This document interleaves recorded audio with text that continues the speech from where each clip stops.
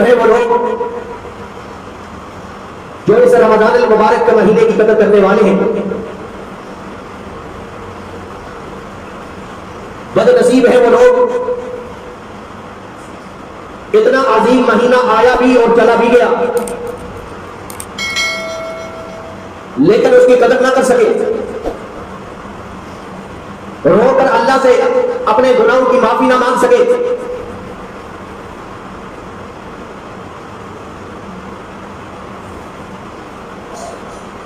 رمضان عربی زبان کے اندر رمز سے رمضان ہے. رمز عربی گرامر کے اندر گرمی کو کہا جاتا ہے. رمز معنی جلانا, شدت حرارت کو رمضان کہا جاتا ہے.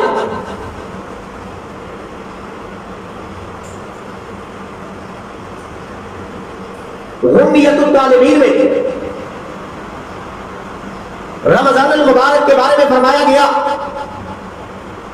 کہ انما سمی رمضان لأنه یرمز الذنوب. رمضان کو رمضان کہتے اس وجہ سے کہ اللہ اس رمضان کے مہینے کے اندر اپنے گناہگار بندوں کے گناہوں کو جلا کر راکھ کر دیتا ہے.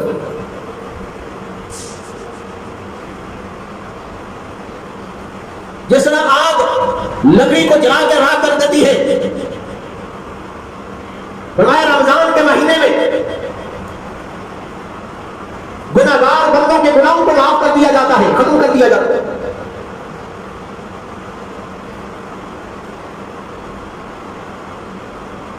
اور شیخ عبد القادر جیلانی رحمہ اللہ تعالیٰ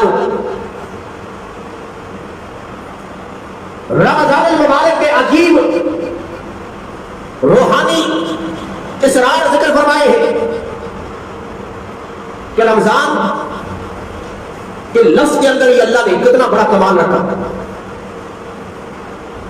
فرمایا رمضان خمسۃ احرف, رمضان المبارک کے 5 حرف ہیں, را, میم, ضاد اور الف اور نون. یہ 5 حرف اللہ کی طرف سے فرمایا اسرار اور کمال رکھنے والے الفاظ ہیں. پہلا لفظ ہے الرا, فرمایا اس سے رضوان اللہ, یعنی اس میں اللہ کی رضا حاصل ہوتی ہے.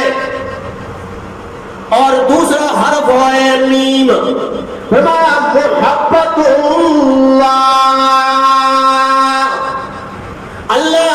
اس مہینے کے اندر اپنے گناہگار بندوں سے محبت کرنے والے ہوتے ہیں. اور تیسرا لفظ ہے زواد, فرمایا زمان اللہ کی طرف سے ضمانت دی جاتی ہے جنت کی. اللہ ضمانت دیتی ہے کہ میرا بندہ رمضان کی قدر کرتا ہے, جنت کی بشارت اور ضمانت میں دیتا ہوں. اور چوتھا لفظ ہے الف, الفت اللہ کی طرف سے الفت, اللہ کی طرف سے مہربانی. اور 5واں حرف ہے نون, فرمایا اس رمضان میں نور اللہ کا خاص نور ہے. خاص نور مومن مسلمانوں کے دلوں میں نازل کیا جاتا ہے. گویا رضوان اللہ کی رضا, محبت اللہ کی طرف سے محبت, اور زمان اللہ کی طرف سے ضمانت, وَأُلْفَةُ اللہ کی طرف سے مہربانی, اور نور اللہ کا خاص نور. یہ رمضان المبارک کی با کمال حرفوں کا کمال ہے.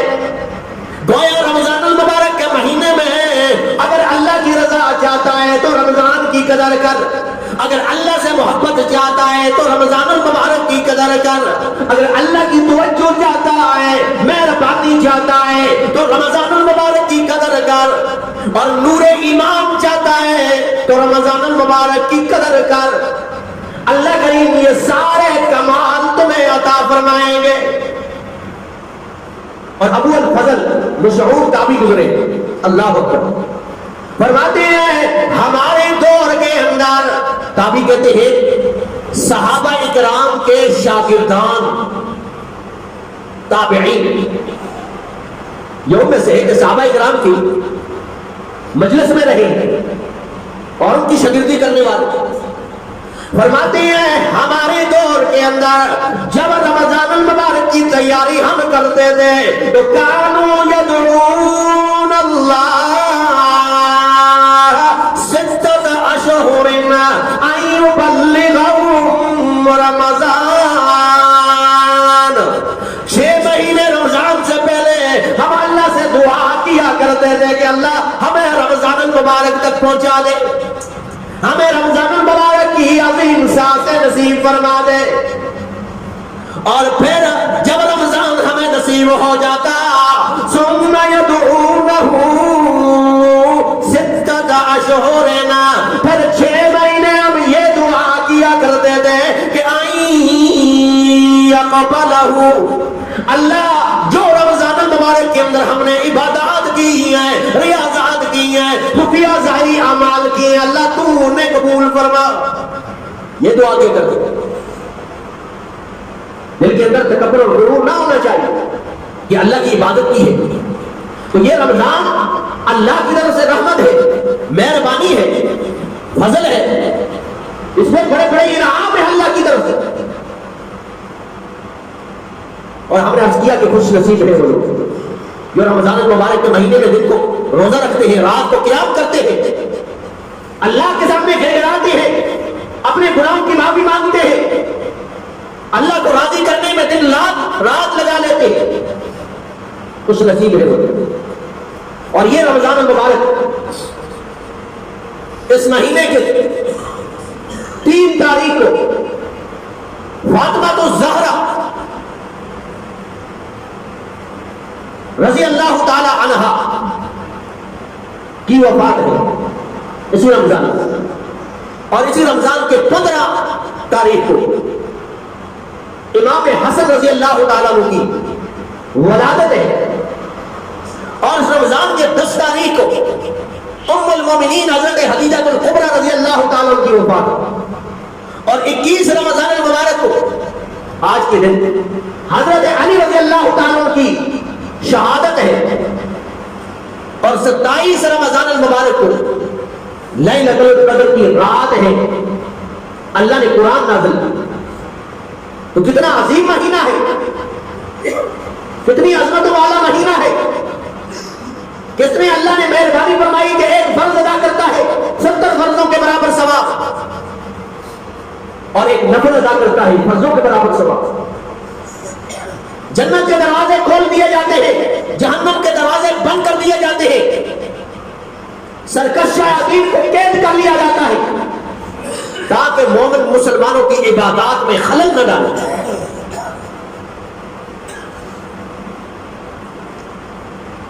نیکیاں دگنی چگنی کر دی جاتی ہیں اور شیاطین قید ہے.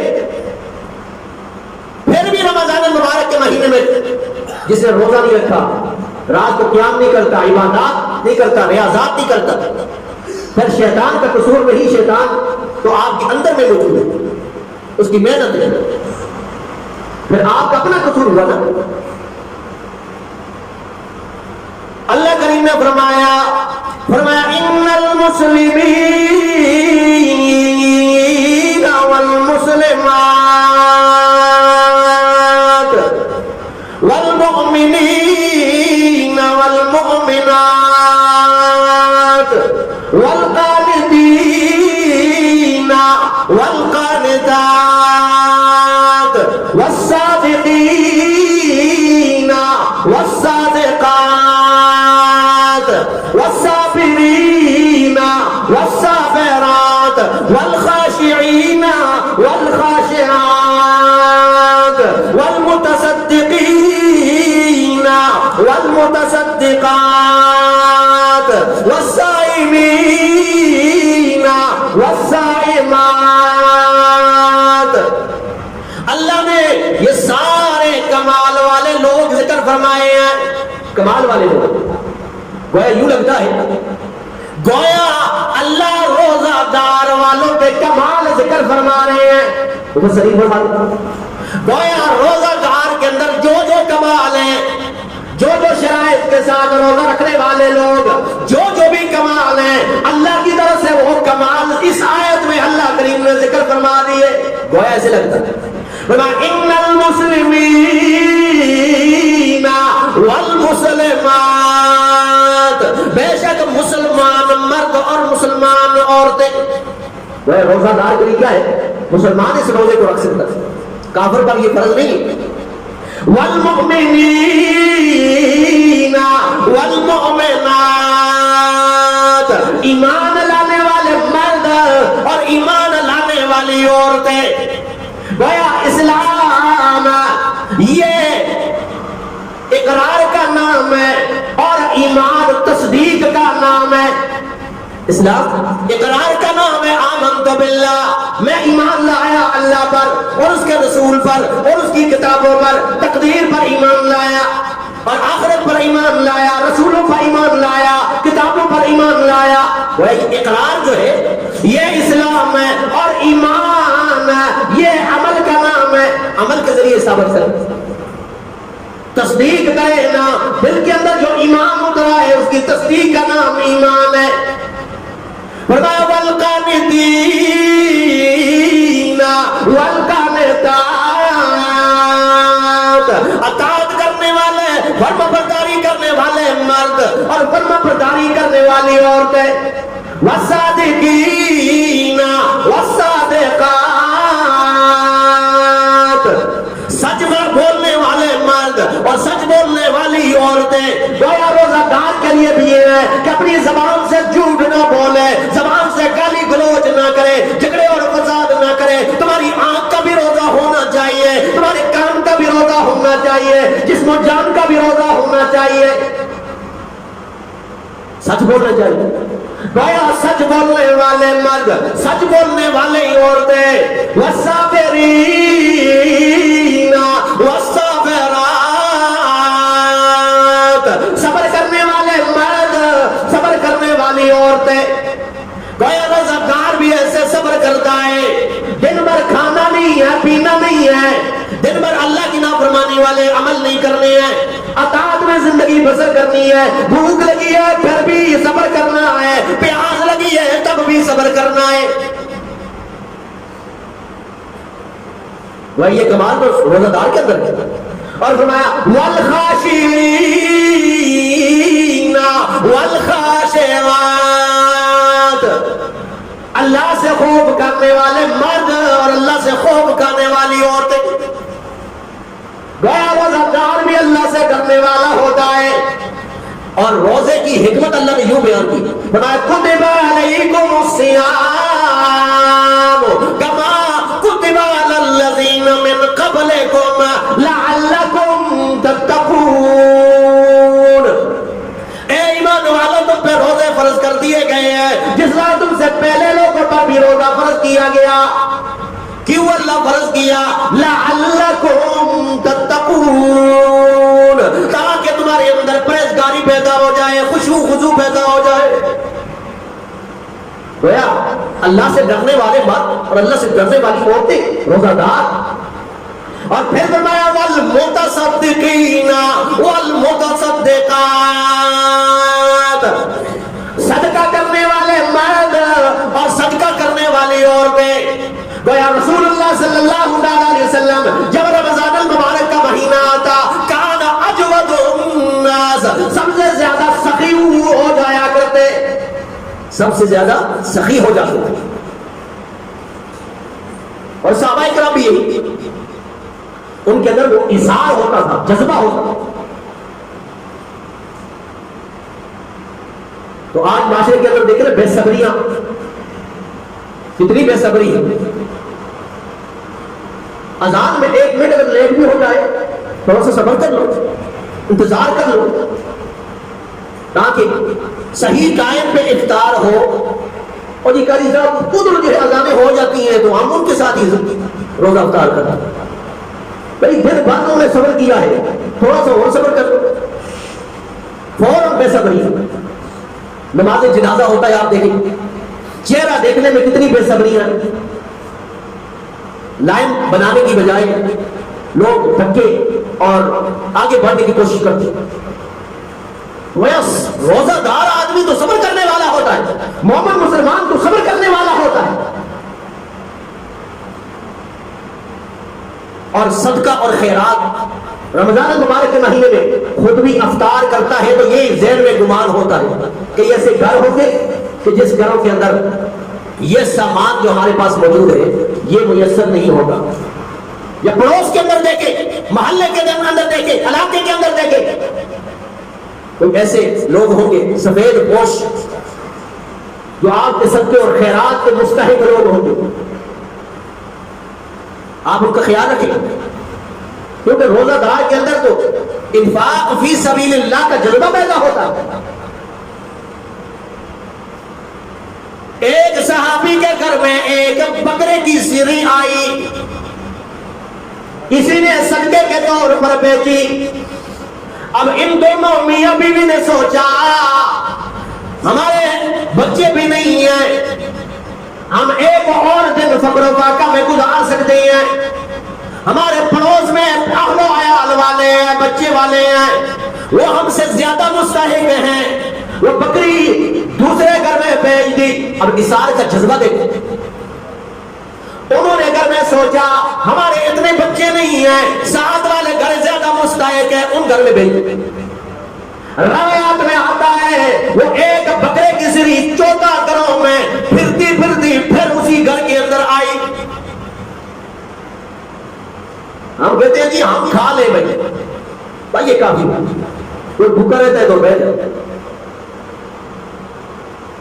اثار پیدا کرو، صبر پیدا کرو، استقامت پیدا کرو اپنے اندر. اللہ کا فضل ہے ہم نے کبھی فقر و فاقہ نہیں دیکھا. بہت مسکین اور غریب سے غریب آدمی بھی ایک وقت اگر اسے کھانے کا نہیں ملا تو دوسرے وقت مل جاتا. صحابہ کرام کے چولہے میں 7 دن تک آگ نہیں جلا کرتی تھی، پھر بھی وہ اللہ کا شکر ادا کرنے والے ہو گئے. اور ہم ایک وقت نہ ملے تو آسمان سر پہ اٹھا لیتے ہیں جی پتہ نہیں کیا ہو گیا. فرمایا یہ روزہ اپنے نفس پہ کنٹرول کرنے کے لیے فقر و فاقے کی ایک ٹریننگ ہے کہ دن بھر اگر تم نے نہیں کھایا تو کون سا مر گئے ہو. صبر کرو اور دلوں کے اندر اثار پیدا کرو، غنا پیدا کرو. ہم تو تھوڑا سا مشکلات آئی تو ہاتھ پھیلانے پہ مجبور ہو جائے. یہ فرمایا الغنا غنا النفس، نفس کا غنا ہونا چاہیے. صحابہ اکرام میں ایسے ہو. عمر فاروق رضی اللہ تعالیٰ کے دور کے اندر زکات دینے والے زکات لے کر پھرا کرتے تھے، کوئی زکات لینے والا نہیں ہوتا. آج حکومت کی طرف سے 12,000 روپے ملنے کا کہا گیا تو ہر بندہ جو ہے اس میں نام لکھوانے کے لیے آگے بڑھ رہا. ایسے ایسے اسودہ حال ہم نے دیکھے ہیں لوگ کہ جن کے کام بھی چلتے ہیں، اچھے بھلے لوگ ہیں اور اس لائن میں موجود ہیں.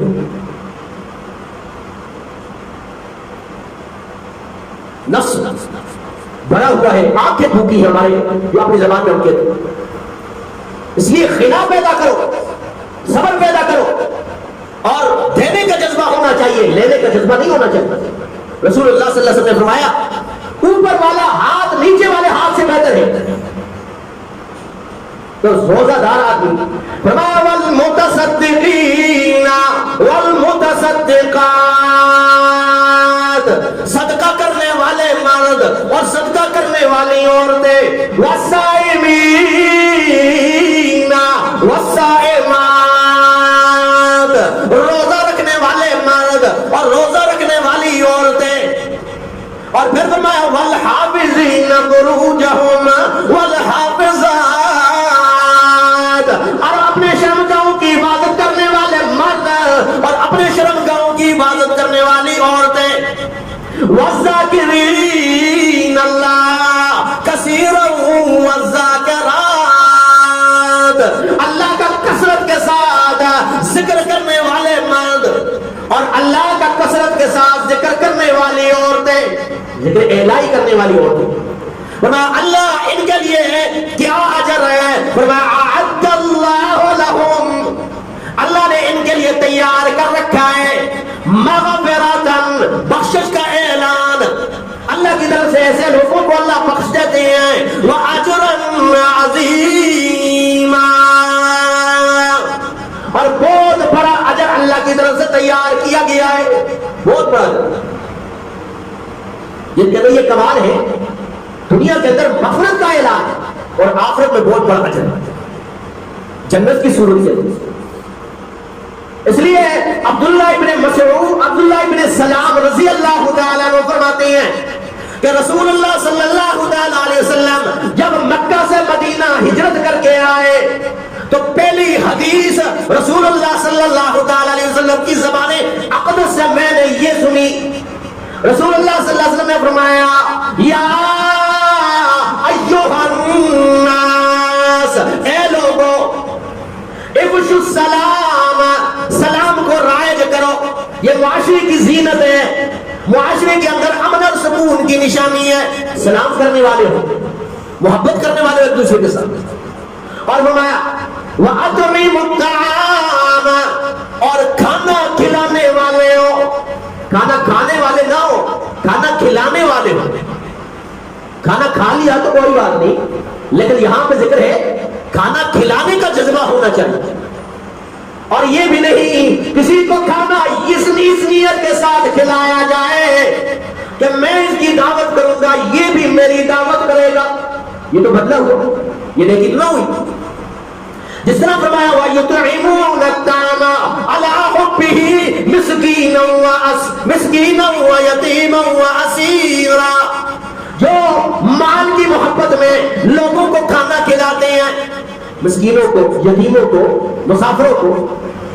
انما نطعمکم لوجہ اللہ، اور یہ بھی دعا کرتے ہیں اللہ ہم نے اس کو کھانا کھلایا ہے اللہ تیری رضا کی خاطر۔ انما نطعمکم لوجہ اللہ لا نريد منکم جزاء ولا شکورا، اللہ اس سے ہماری یہ نیت نہیں ہے کہ لوگ ہماری شکرانے کے الفاظ کے جزاک اللہ کی بہت بڑا سخی آدمی ہے، نہیں، خرچ کرنے والا، کھانا کھلانے والا آدمی یہ نیت نہیں رکھتا، وہ جزا اپنے رب سے چاہتا تو معاشرے کا حسن ہے۔ فرمایا وصل الارحام، صلہ رحمی کرنے والا، وصلوا باللیل والناس نیام، اور راتوں کو اس وقت اٹھ کر نماز پڑھنے والے جس وقت لوگ سو رہے ہو۔ اس سے مراد مفسرین نے فرمایا پچھلا پیر ہے، سحری کے اوقات، سحری کے اوقات اٹھ کر اللہ کے سامنے گڑ گڑانا، نماز ادا کرنا، تہجد کی نماز ادا کرنا، خوش نصیب ہیں وہ لوگ